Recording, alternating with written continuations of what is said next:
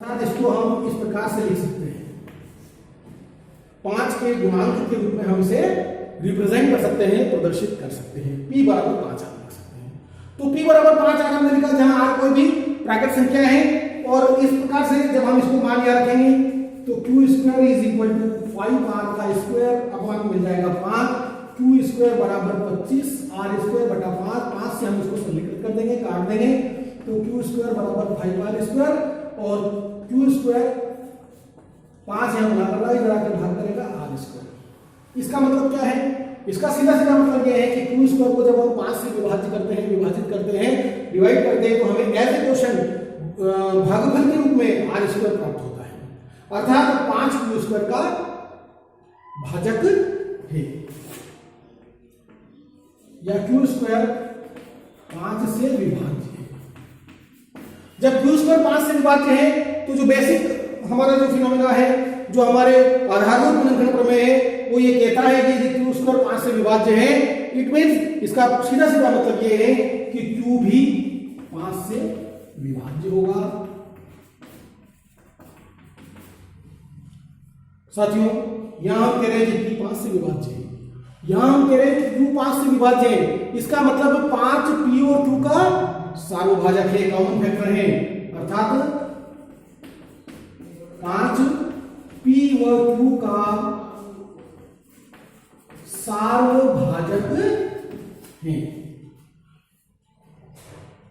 This is contradict our previous concept. ये हमारी जो प्रारंभिक अवधारणा है उसका विरोध करता है। हमने प्रारंभ में यह माना है कि p और q का कोई भी सार्वभाजक नहीं है, लेकिन यहां आकर हम कह रहे हैं कि p और q का सार्वभाजक 5 है, अर्थात हमने जो माना है वो गलत है। हमने क्या माना था कि कर्णी 5 एक परिमेय संख्या है, अर्थात हमारी जो कॉन्सेप्ट है वो गलत है। तो सही क्या हुआ? अर्थात हमने जो माना वो गलत है, ये विरोधाभास है, अर्थात कर्णी 5 एक कैसी संख्या है? अपरिमेय संख्या है।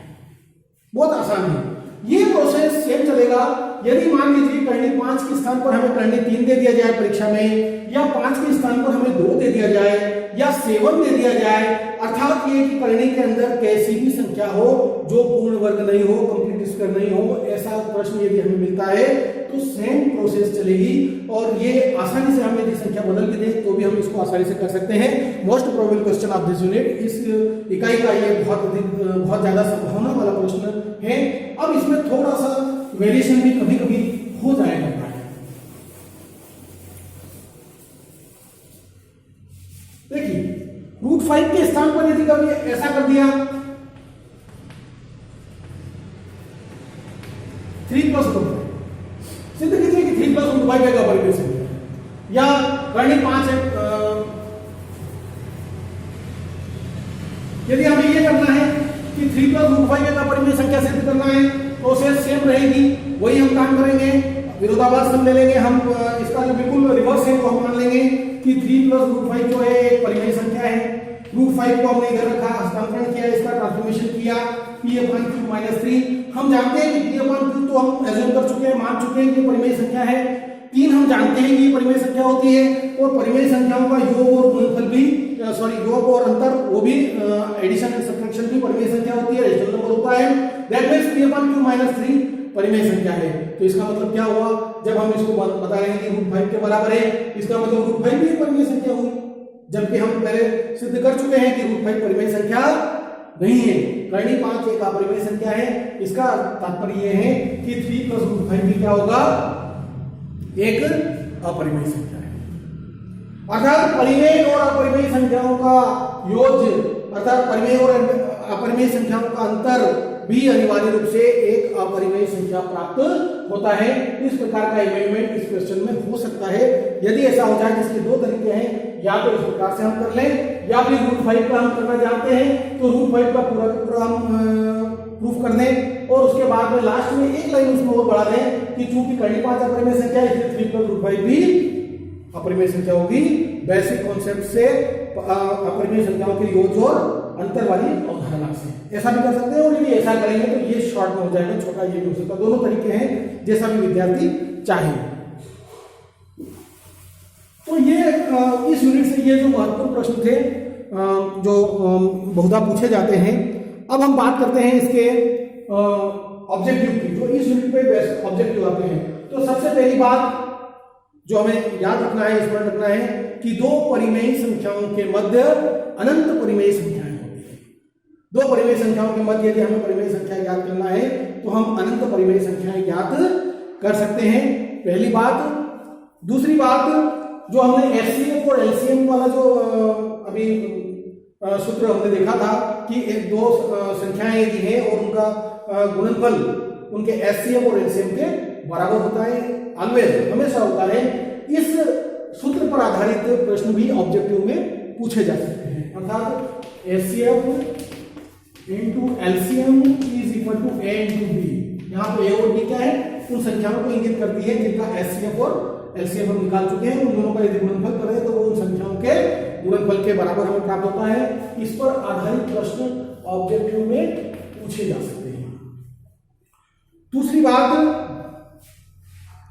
शांत और अशांत, यदि हमें कोई भिन्न दे दी और हमें यह कहा गया है कि आप बिना विभाजन प्रक्रिया के बताइए कि ये शांत है या अशांत है, अर्थात 2 to the power m into 5 to the power n की टाइप की है या नहीं, ये इस क्राइटेरिया का उपयोग करके हमें शांत और अशांत दशमलव भिन्न को भी हम बता सकते हैं। कभी कभी इस प्रकार का ऑब्जेक्टिव भी पूछा जा सकता है कि कर्णी 5 एक अपरिमेय संख्या है, यह हम सब जानते हैं।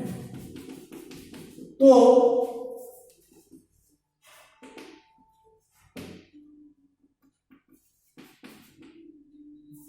कर्णी 5 एक अपरिमेय संख्या है, तो 5 एक संख्या है। यदि कर्णी 5 एक अपरिमेय संख्या है तो 5 एक संख्या है, कैसी संख्या होगी? ये अभाज्य।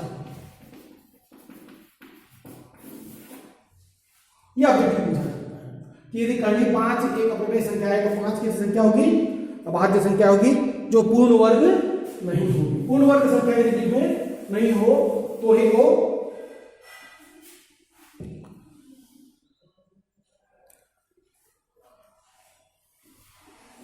शॉर्ट क्वेश्चन ऐसे 404 का एचसीएफ होगा, इस प्रकार का ऑब्जेक्टिव पूछा जा सकता है। या अंकगणित का आधारभूत प्रमेय, अंकगणित का आधारभूत प्रमेय भी 1 नंबर में पूछा जा सकता है कि अंकगणित का आधारभूत प्रमेय क्या है? बहुत आसान है कि किसी भी भाज्य संख्या को अभाज्य संख्याओं के गुणनखंड के रूप में व्यक्त किया जा सकता है, इसे अंकगणित का आधारभूत प्रमेय कहा जाता है। एचसीएफ और एलसीएम पर आधारित सवाल हो गए। कर्णी 5 इस प्रकार की संख्या है तो वो हो गया। या कभी थोड़ा सा इस प्रकार से भी करते हैं कि बताइए कि कर्णी 16। देखिए कर्णी के अंदर एक कंप्लीट स्क्वायर पूर्ण वर्ग संख्या उन्होंने दे दी और ये पूछा कि कैसी संख्या है। तो कई बार विद्यार्थी इसमें भ्रमित हो जाते हैं कि कर्णी का चिन्ह लगा हुआ है शर्ट्स में, तो डेफिनेटली ये कैसी संख्या होगी? अपरिमेय संख्या होगी। यहाँ हमें ध्यान देना है कि कर्णी के अंदर जो संख्या है वो पूर्ण वर्ग संख्या नहीं होना चाहिए, ये अपरिमेय संख्या नहीं है, ये कैसी संख्या है? परिमेय संख्या है। तो इस प्रकार के बहुत छोटे ऑब्जेक्टिव इसमें आ सकते हैं। या ये आ गया कि 3 + 2√5 ये कैसी संख्या है? तो ये अपरिमेय संख्या की हम अभी कह चुके हैं कि अपरिमेय और परिमेय संख्याओं का योग और जो अंतर होता है वो भी ऑलवेज हमेशा अपरिमेय संख्या में प्राप्त होता है। तो साथियों ये जो 35 मार्क्स का जो फर्स्ट यूनिट है उसका ये पहला प्रकरण था संख्याएं। इसमें एक बार फिर मैं रिवाइज कर देता हूं कि एचसीएफ और एलसीएम के 2 टाइप के सवाल इसमें बनते हैं। एचसीएफ एलसीएम ज्ञात करो अभाज्य गुणनफल विधि से, या फिर HCF into LCM is equal to A into B, उनकी संख्याओं के गुणनफल के बराबर एचसीएफ और एलसीएम का गुणनफल होता है, ये भी हो सकता है। लेकिन यहां मैं ये बात फिर स्पष्ट रूप से बता देता हूं कि ये जो फार्मूला है ये केवल 2 संख्याओं के लिए ही लागू होता है। ऐसा नहीं है कि 3 संख्याओं का एचसीएफ और एलसीएम है तो उनका गुणनफल भी उसके बराबर होगा, ये नहीं होता, केवल 2 संख्याओं के लिए। तो ये फार्मूला बेस्ड और अभाज्य गुणनफल विधि से ज्ञात करना होगा। दूसरा जो है वो 6 to the power n में, या इसमें संख्या बदल भी सकते हैं कि इस प्रकार की जो संख्याएं हैं इनका यदि हम n यदि कोई प्राकृत संख्या है और उसका हम गुणनफल करें तो उसका अंतिम अंक हमें 0 प्राप्त होगा। क्या ऐसा पॉसिबल है? इस प्रकार का प्रश्न पूछा जा सकता है। और तीसरा जो प्रश्न है वो बनता है कि करणी वाली जो संख्या है, अपरिमेय संख्या है, सिद्ध कीजिए कि करणी से 7 √7 एक अपरिमेय संख्या है, या सिद्ध कीजिए कि 3√5 एक अपरिमेय संख्या है, या सिद्ध कीजिए कि 2√5 एक अपरिमेय संख्या है। इस प्रकार के प्रश्न भी पूछे जा सकते हैं जिनको सिद्ध करने की जो प्रोसेस है वो लगभग सेम हुआ करती है। ऐसे प्रश्न इसमें पूछे जा सकते हैं। अब केवल एक प्रकार के प्रश्नों की चर्चा करना इसमें शेष रह गई है कि सिद्ध कीजिए कि